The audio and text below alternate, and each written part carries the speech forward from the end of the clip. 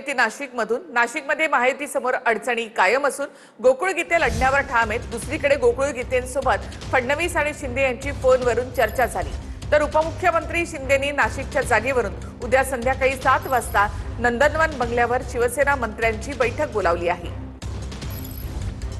नाशिकमध्ये मंथरणीनंतरही महायुतीतील गोकुळ गीते लढण्यावर ठाम आहेत। त्यामुळे विधान परिषदेत महायुतीतच अधिकृत उमेदवार नरेंद्र दराडे विरुद्ध बंडखोर उमेदवार गोकुळ गीते यांच्यात सामना रंगणार आहे।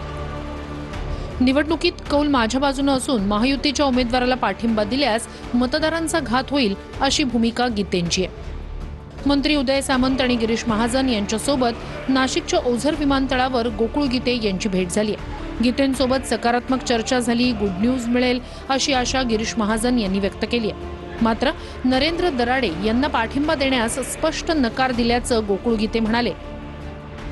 त्यामुळे नाशिकमध्ये महायुतीतील ही अडचण कायम आहे, तर सकारात्मक तोडगा निघेल असा विश्वास उदय सामंत यांनी व्यक्त केलाय।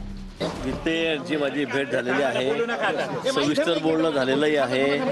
आता हा निर्णय होईल। निर्णय सकारात्मक आहे का नकारात्मक? सकारात्मक निर्णय होईल, ते सकारात्मक निर्णय घेतील।